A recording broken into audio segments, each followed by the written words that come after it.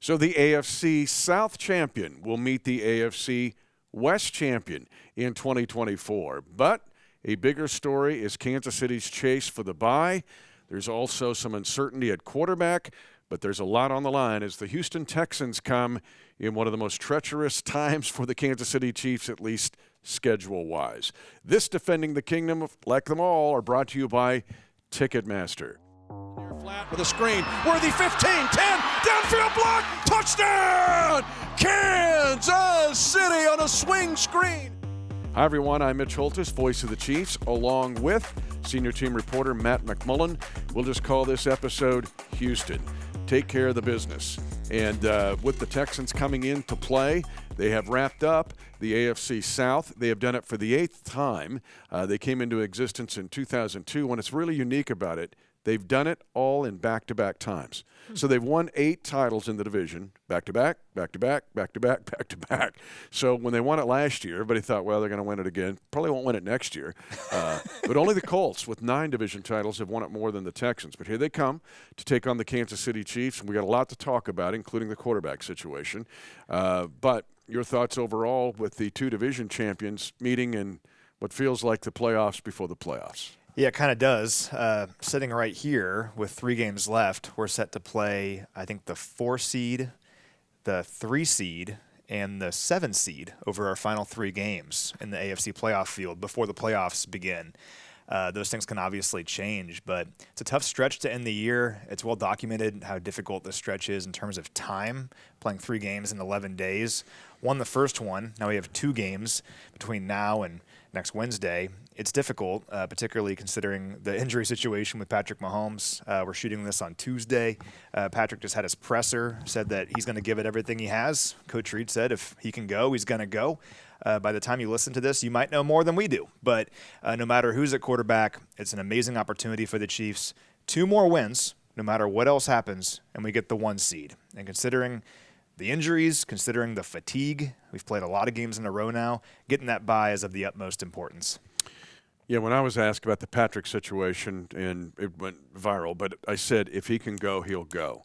But the other side of this story, and I've seen it for 12 years, and you've seen it in your time here, Matt, is that this staff, this head coach, this athletic trainer, this team will not rush a player back. If they deem Pat is not going to go, they're not going to say, Pat, we got to have you. This is the playoffs before the playoffs. We need to win this game. We need to win 2 of the next 3.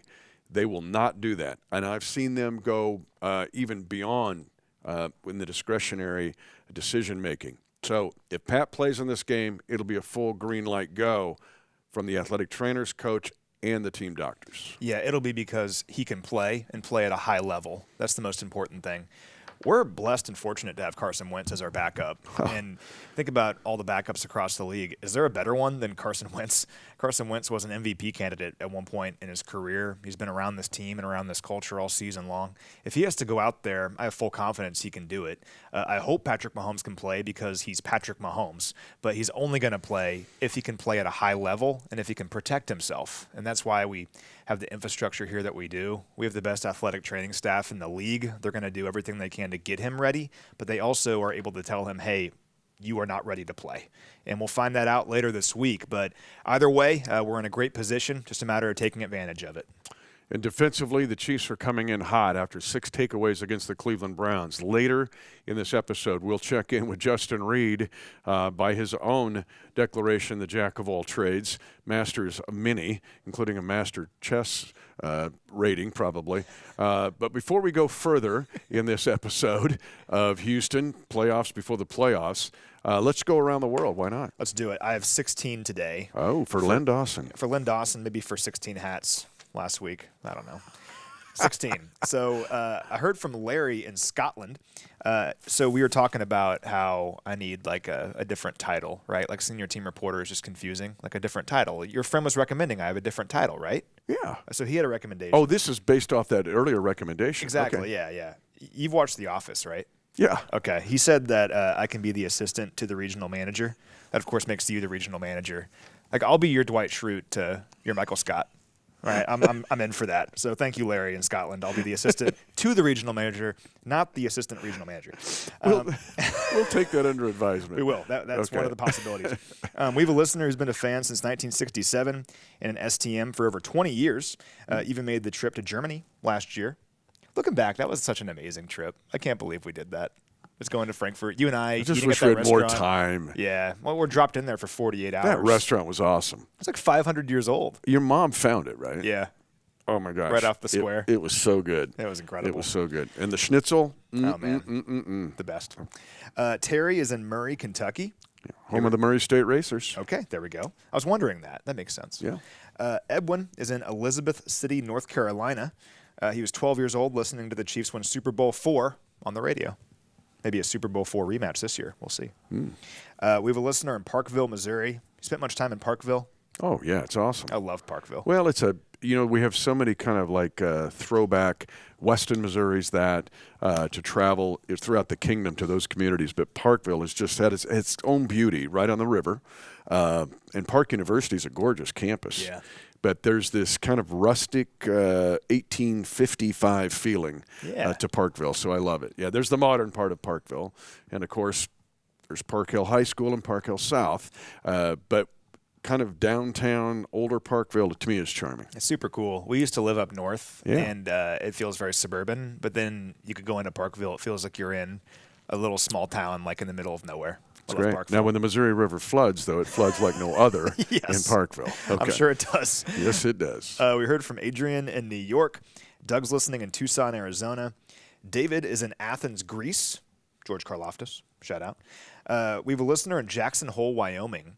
So Ellie and I kind of decided on our vacation for this upcoming year. Because we're going to South Korea in a couple years, and that's going to be expensive. We wanted to do something, but nothing too crazy. So we're going to go to Yellowstone and the Grand Tetons. Awesome. In June or July. Yeah, so I'll be Fantastic. out. Jackson Hole is on the list. Kent is listening in Dubai. So Kent moved there with his family from Kansas City in August. He's originally from Winchester, Kansas. Sure. Jefferson North High School. Okay. The Chargers. He also taught in Washington, Kansas. The Tigers. Yeah. In fact, Washington, do you remember the movie 12 Strong? Yeah. Oh, yeah. And Mark Nooch, who was the first boots on the ground. He was the guy who led that ODA team in Afghanistan. Back in 2001. We were trying to get a quick answer. They did a remarkable job. There's a book called Swords of Lightning. Mark Nooch was from that area, Washington, Kansas, home of the Tigers. Very cool. Well, Kent's from that area as well. Yeah, not far from Morrowville and Haddam. All right. The more you know. Shout out to you, Kent. We heard from Devin in Topeka. Devin is 23 years old, been a fan since the days of Trent Green and Tony Gonzalez. As were it's you. Like my era right there. That's why whenever I'm around like Tony or Trent, just try keeping my cool. It's like 8-year-old me's freaking out. Heard from Tim. Tim predicted the Browns game would end with a walk-off drop kick field goal.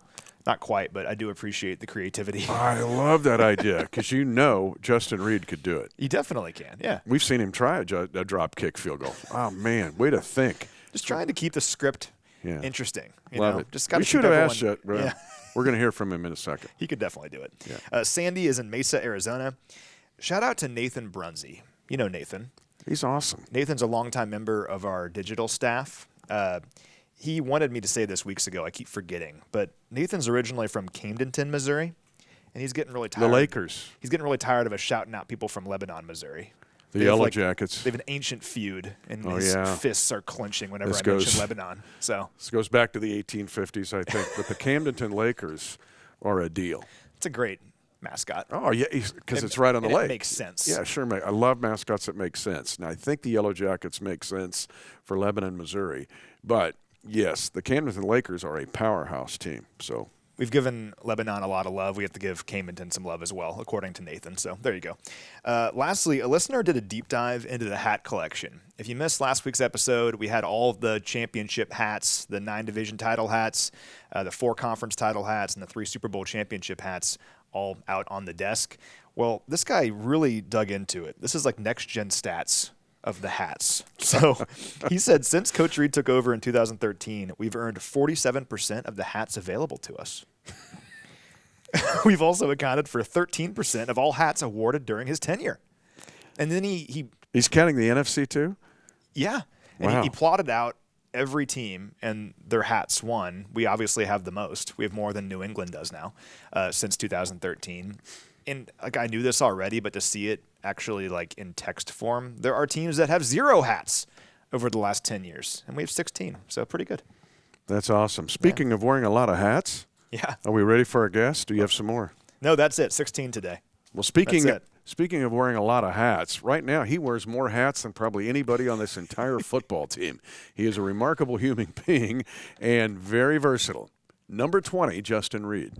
Okay, how do we introduce him? Kickoff specialist, stud safety, future governor of Louisiana, future president of the United States, future chess master. I'll do this. Those of you who are watching and listening, this is the board when he was a Houston Texan, okay? Gone. He's now a Kansas City Chief. Justin Reid, it's awesome to have you here. How do we introduce you? Because you've got, your Wikipedia page is full. Yeah, I don't know, man. Maybe a jack of all trades because I just like dabbling in a little bit of everything. When you first joined us several years ago, we talked about how you loved to kick and you would go out at training camp and kick field goals and stuff. Did you ever think you'd have this many opportunities, though? Because your first year here, you actually had to step in for Butker for a while in that Cardinals game, and now you're our kickoff specialist here while Harrison's getting healthy. You ever think you'd have all these chances to kick? No. I always wished that it would happen, but it wasn't something that I ever thought would actually happen. And, the rules changing a little bit helped push that along. And then, just me being willing to do whatever the team needs, and Harrison being able to kick field goals and still get a little bit more healthy and allow me to go do it. It's just a ton of fun. So exciting to see a team go from -4 to +2 in one game, 6 takeaways. Yeah. What did that mean short-term and long-term for this defense, Justin? Well, I think that it's coming at the right time. You don't want to peak too soon. Would have been great to have some of these earlier in the year, but we're still getting the job done. And we're playing great defense, but we just weren't getting the turnovers. And the emphasis has been getting the ball. Coach Spags has emphasized that. He showed film on it throughout the week. Anytime anyone punched the ball, every interception in practice, he was showing it. And, it all came at once. And like he said, we're not done yet. We're going to keep it rolling, and it's coming at a good time. So we get 6 turnovers every week. We'll be in a good spot. Let's just do that again. Yeah. As a veteran and a leader on this defense, how happy were you to see your young players, guys like Trent get his first pick, Jaden Hicks gets a pick, Brian Cook gets a pick? Yeah. How great was that as a leader on this defense? Man, it's awesome. So excited for all of B. Cook always has awesome interceptions with him, floating in the air like that. But Trent's interception is by far the coolest. That's the first time I've seen a guy look up at the scoreboard to get intel on when the ball's coming and then turn his head and make a play on the ball in the end zone at a time that it was great for us to steal some momentum back. So Jaden's coming along nicely. He's getting more reps on the field, developing really well. And then Chris Roland Wallace with the forced fumble on the punt to start the game off and get us a quick 7 points. All huge plays in the game. Roland Wallace has been like a playmaker for us this year. He had that pick against Brock Purdy earlier this season. It was just cool to see an undrafted free agent, come in, earn his spot, and get 2 takeaways as a rookie. Yeah, he was a guy that since training camp, a lot of guys, including myself, were really excited about, really excited to see the way he played just because he flew around all training camp. And when he gets his opportunities, he makes some reps with them. There's a couple things here and there. That's what all rookies go through. But this guy's ceiling is just through the limit, man, and you can't wait to see what he does next. So excited for his future. But in the present, here come the Houston Texans in a giant game. Here's the offense from that year. D-Hop's on here, in case you want to know, but he's now ours too.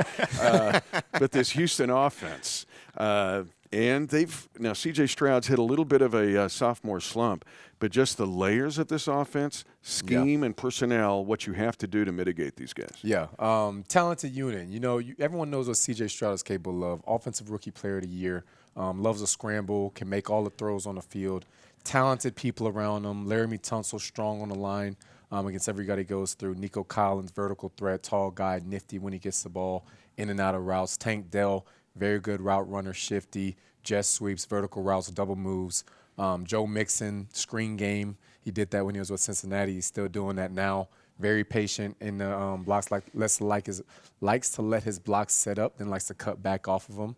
And then you got Dalton Schultz, solid all the way around tight end. John Minchie, able to recover from what he was going through when he first got drafted. And now he's the do-it-all player for him, too, whether they want a guy to block or run vertical routes downfield. So they have a lot of talent around them.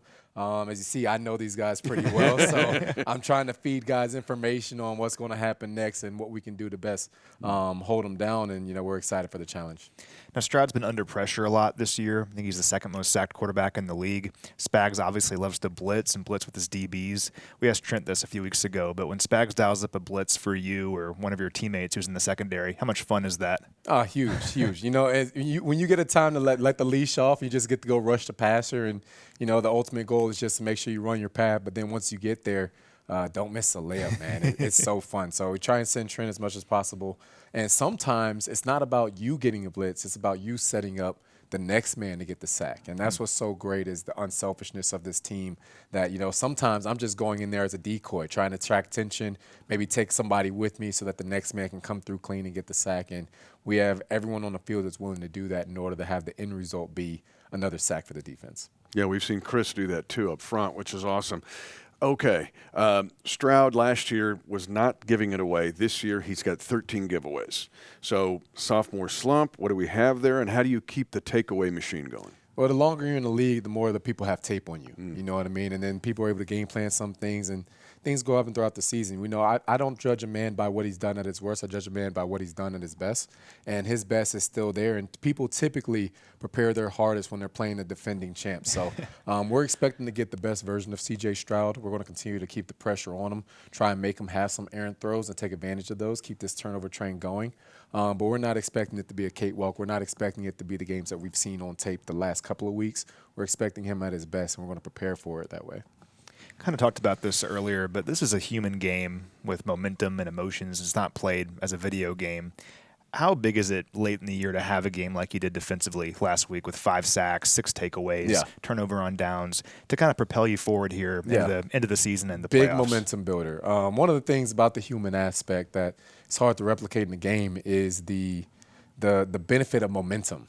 Momentum is so big in this game, whether it's even in the course of a game, first quarter, the second quarter, after you have a big stop on defense or after you score a touchdown on offense. The momentum is literal energy that courses through the entire team and just fuels everybody to run a little bit faster, hit a little bit harder, be a little bit more focused and locked in. And that's a big momentum builder, and it's something that will be a stepping stone for us to continue to elevate and continue to raise the standard of what we do. Final question, kicking off, was there ever a time – did you do it at Stanford at all in a game? No, I tried to. I tried to convince my coach to do it. He didn't let me. Wouldn't do it. Yeah. Come on, man. You convinced Coach Reid. Let's go back to Stanford. Well, necessity is the mother of invention. That's true. Kicking off in high school, was there ever a dude that broke through? Because let's be honest, a lot of kickers look like Matt or me, okay? And they break through, and they're so excited, like, dude, you ain't it's Justin Reid. Did you ever have the look of fear? No, no guy has ever – the one or two times that guys that didn't kick it in the end zone, the guys did come out, they usually went out of bounds and went the other direction because I was flying like a bat out of hell trying to go out there and make a play, But it's just so fun. And P.S., finding on huddle, I got a 50-yard field goal in high school.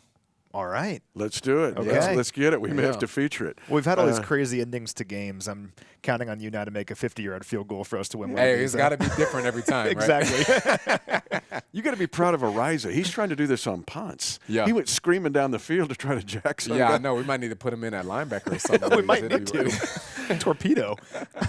Here's the warning for all opponents. If you're going to try to return a kick and Justin Reid is kicking off, you might want to go out of bounds. He's our number 20. He's not Houston. He's ours.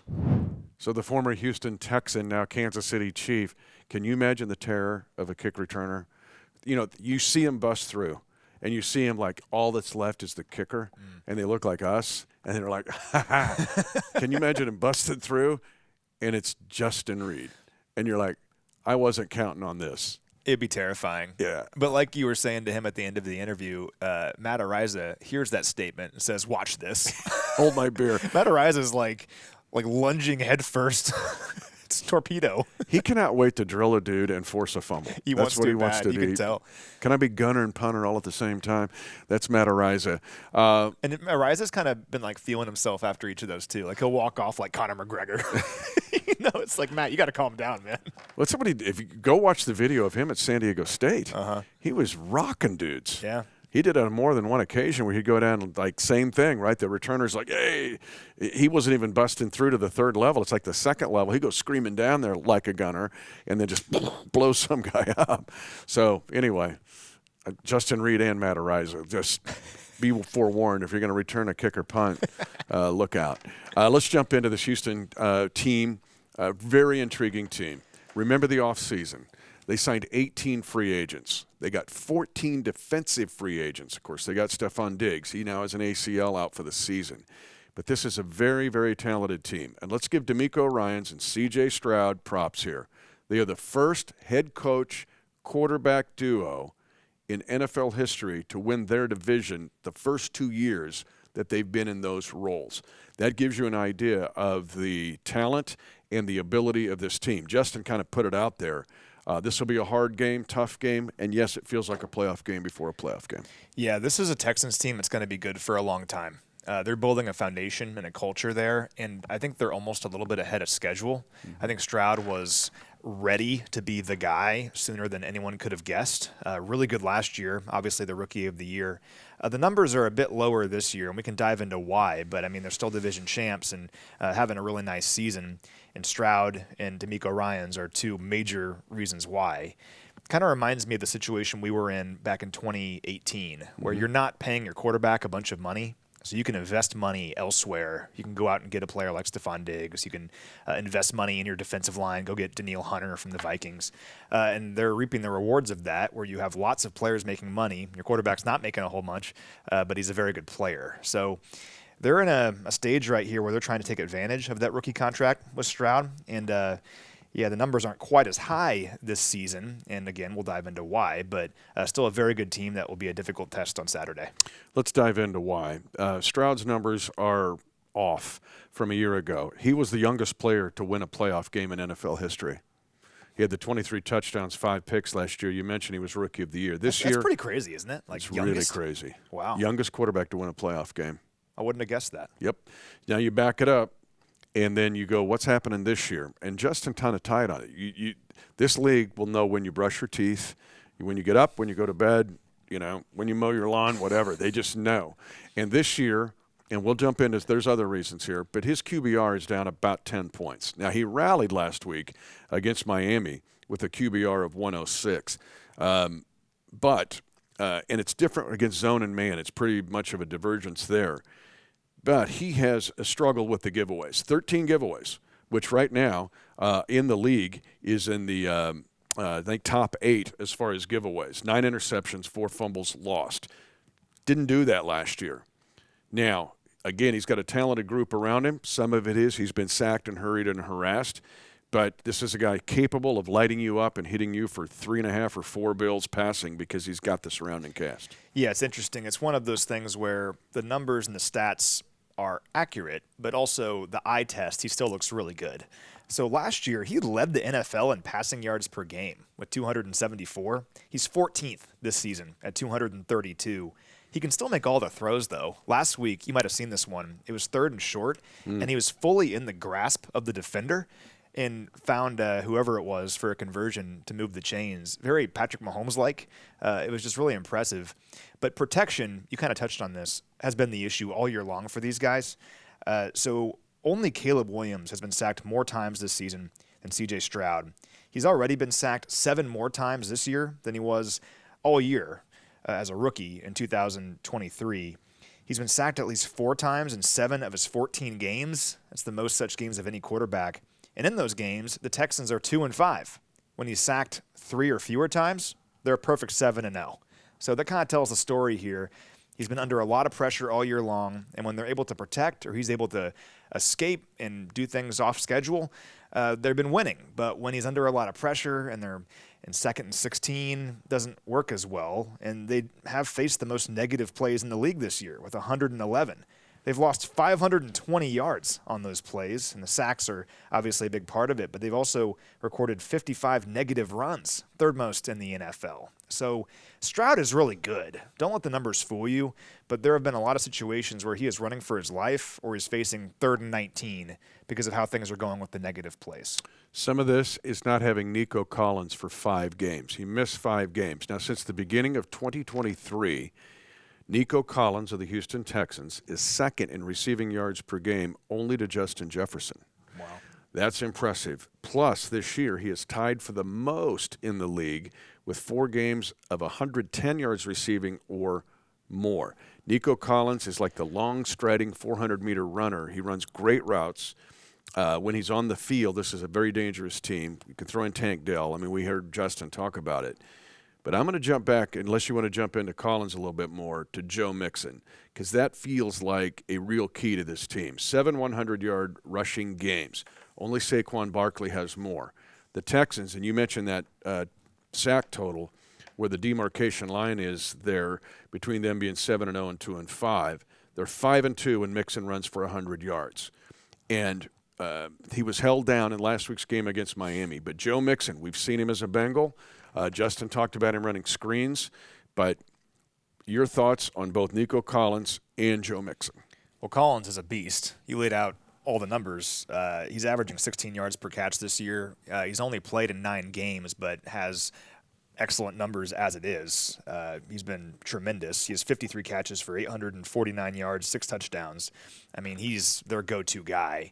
I think sometimes it takes a while for a player like that to earn kind of like household name status, but he's right up there statistically over the last couple years with the Justin Jeffersons and Jamar Chases, and we have to treat him as such.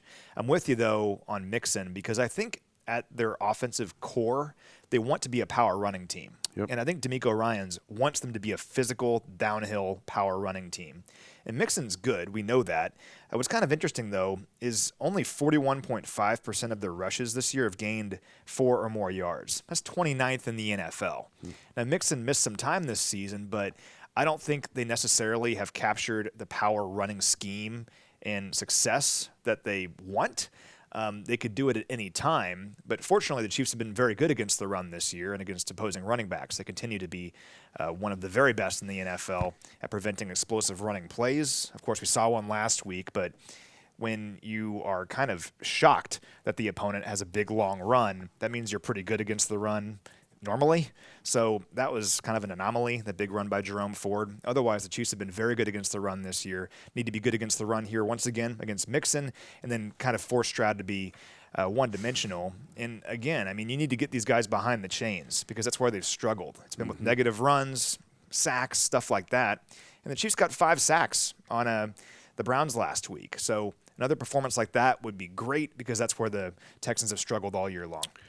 But where they're not struggling is pressuring the quarterback. In fact, Danielle Hunter, who they picked up in the offseason, we talked about having that latitude and the cap room to go get guys. 4th highest average sack per game since 2016. The 3 ahead of him are T.J. Watt, Micah Parsons, and Myles Garrett. Tells you the company he's in.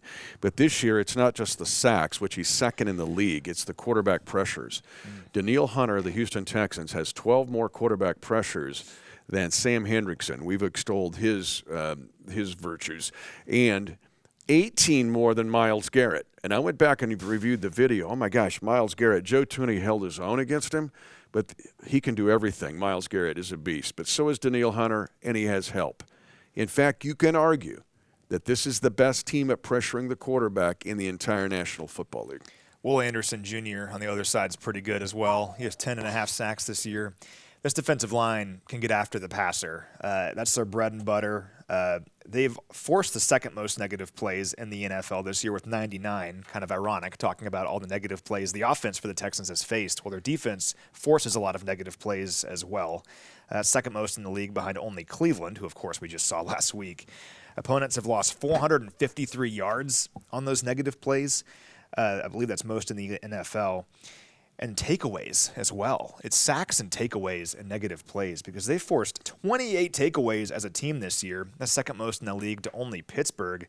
And they have 93 takeaway points scored off those turnovers. That's 28.4 of their total points this year. That's the highest rate in the league. If you take away the takeaway points for Houston this season, they're only scoring 16.7 points per game. Now, I know, it's convoluted, but still, the point remains, if you just play a clean game against these guys where you don't turn the ball over, their offense has not put up a lot of points. So that's paramount for the Chiefs here in this one. You can't get behind the chains against these guys, as you laid out with their pressure rate and all the sacks that they have, and you cannot turn the ball over. And that's been really one of the bright spots over the last several weeks, because we were 10th in the NFL in giveaways through the first 10 weeks of the year with 14. It was just an issue. Kind of every game we were turning it over at least once.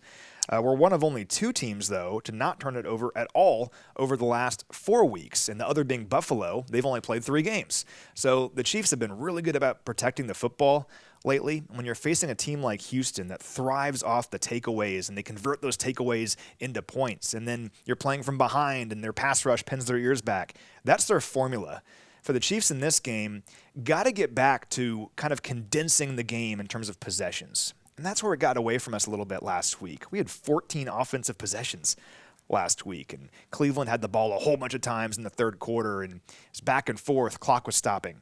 You got to condense the game. Have like 8 or 9 possessions against these guys. Finish in the red zone, where they've actually struggled this year. It's the number 28 red zone defense in the NFL. Don't let these pass rushers wreck the game and get out of there with a win.